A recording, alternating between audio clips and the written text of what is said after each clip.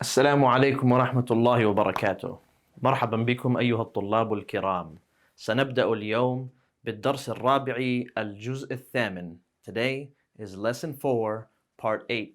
And as you see up here, we're going to take الفعل الماضي as we took at the end of our last class. We took two verbs, خرج and دخل. خرج means he exited. دخل means he entered. And remember, it doesn't necessarily mean he exited. It means he left, he went out. And you can put huwa in front of here when you want to emphasize. Or you can say Abbasun kharaj, same concept. But typically, the one doing the action comes after. And the same thing with dakhala. We're not going to take just yet how you say I went out or I entered. We want to take the original form, which is the base form, and you're always going to use huwa for those base form verbs. And I'll say that again.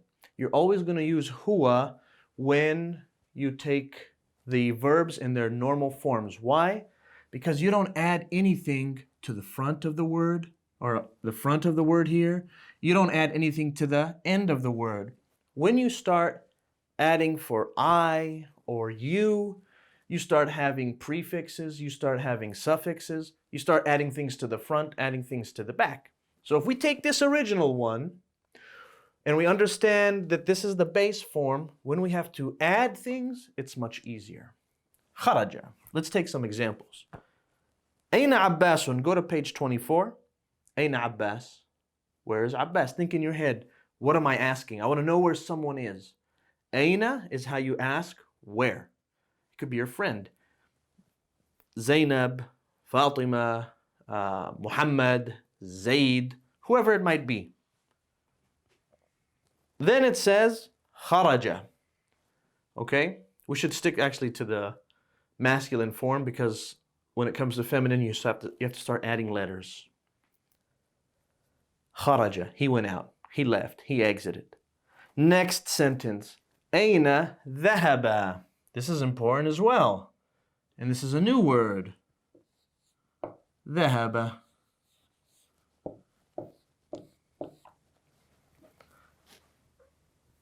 He went. Not he went out. That's kharaja. Not he left. It's kharaja. Not he exited. It's kharaja. He went. Dhahaba. Where did he go? ذهب إلى المدير. Here's إلى. إلى affixes the word after it. حرف جر. اسم مجرور. جار ومجرور. ذهب إلى المدير. ذهب is he went. إلى is to المدير. You can replace this with خرج. خرج إلى المدير. He went out to the mudir, which means the manager. Or it means the dean. It means somebody in a position of administration. From dara yadiru. Next, we want to take the next word so we can kind of move along through the exercises. وَأَيْنَ ذَهَبَ عَلِيٌّ.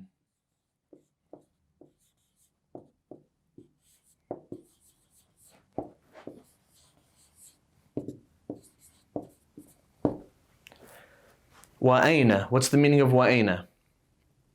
And where? ذهب علي. Do we say, and where did he go? Ali? And we also notice something else, that ذهب, right? We're not going to say, and where Ali went. We don't say that in English. You would say, and where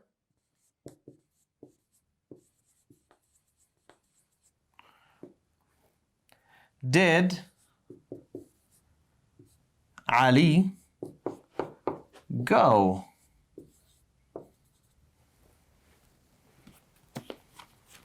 So you don't actually say, that ذهب just means he went. Is this not clear? Okay. And where did Ali go? If you see here, and where is وأين.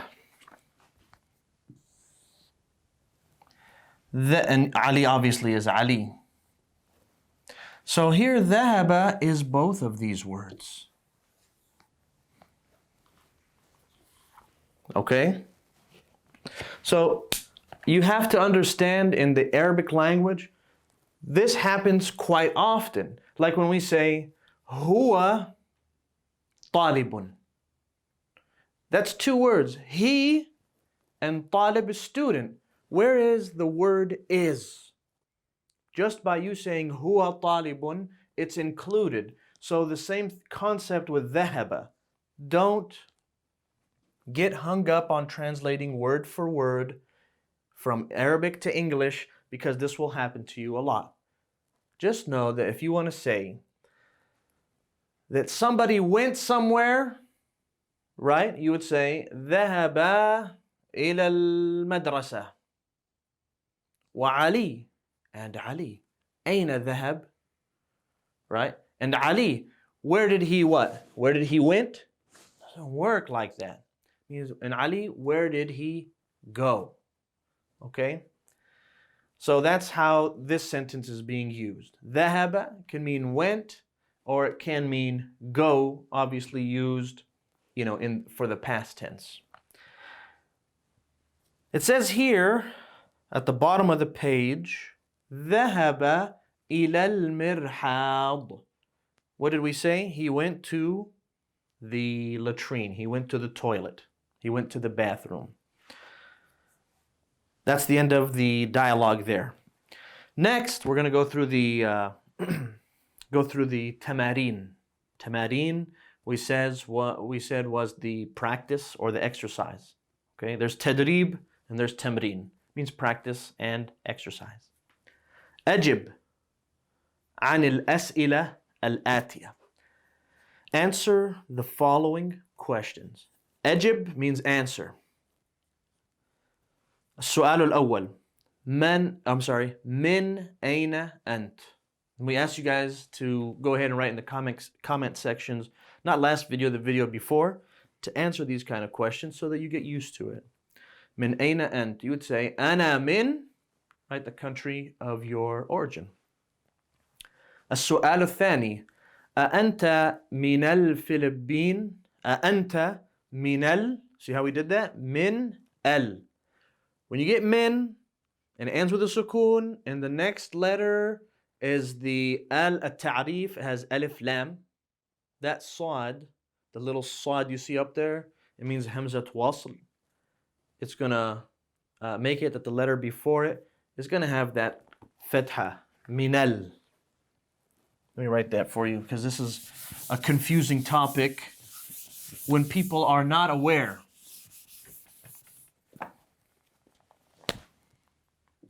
You have min. Min ends with a sukoon. All right?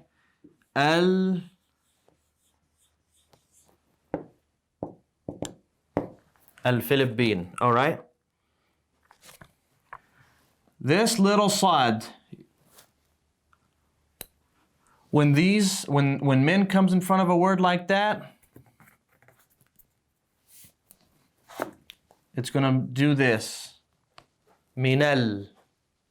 Okay? Don't get confused and think that it's going to combine these two words and you're going to go like this. Minal, and then you do Philippine.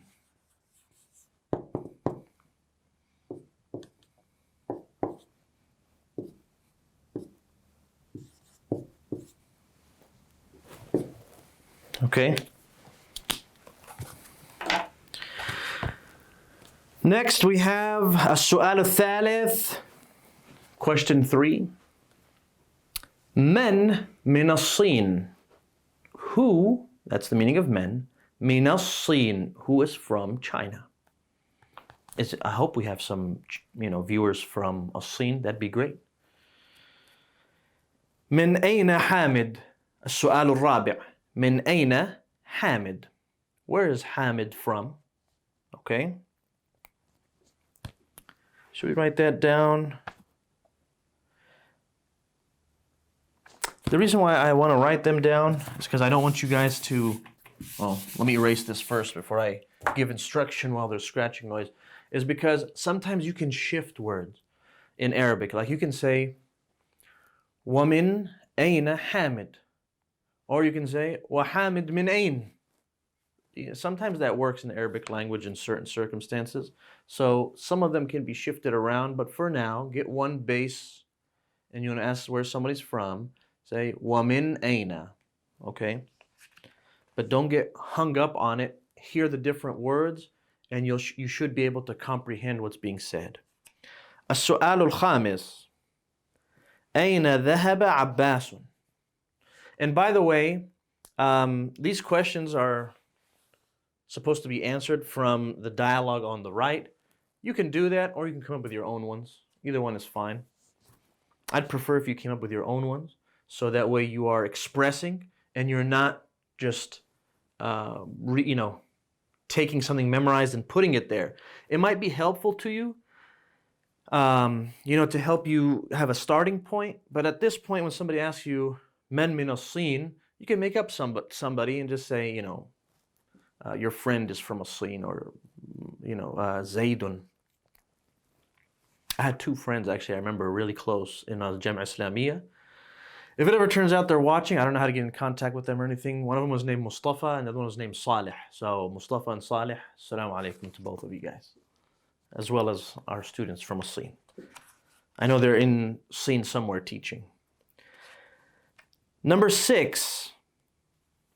أين ذهب عباس. Where did Abbas go? Where did? أين ذهب. أين ذهب. Where did Abbas go? أين ذهب عباس. Okay? You don't, in this case, you don't want to put Abbas right after أين. أين ذهب Abbas. That's fine as is. If Aina was not here, because this is the thing you're asking about, where did he go? You're not asking necessarily about Abbas, you're asking about the direction of where he went or where he headed to. So you're going to say, Aina dhahaba Abbasun. Don't say, Aina Abbasun dhahaba. Okay? And lastly, as-su'al as-sadis. As-su'al as-sadis, the 6th question. أذهب علي إلى المدير. أذهب علي إلى المدير. See if you guys can figure that out. أذهب علي. Break up your sentence. أذهب علي. Did he go? Ali. That means, did Ali go? If you did word for word, that's what's going to happen to you. Did Ali go إلى المدير, to the mudir? And you can look at the question and answer, or the dialogue and answer, or you can make up your own answer. You can say نعم ذهب إلى المدير, or you say لا ما ذهب إلى المدير. I don't remember if we've taken negation or not. Actually, we haven't taken negation. I know we took ma to mean what, but I don't believe we've taken ma to mean no. Maybe we have. Allahu alam, I can't recall at the moment. I teach different Arabic classes, so sometimes they get a little jumbled. All right, let's stop here, and we're going to continue, and we're going to have to squeeze in, because lesson 4 has gone very long, so we're going to have to squeeze in this half a page plus the next page in the next lesson, so we can be done with lesson 4. As always, Allahumma allimna ma yanfa'una wanfa'na bima 'allamtana wa zidna ilman wa ila al-liqa. Wassalamu alaikum.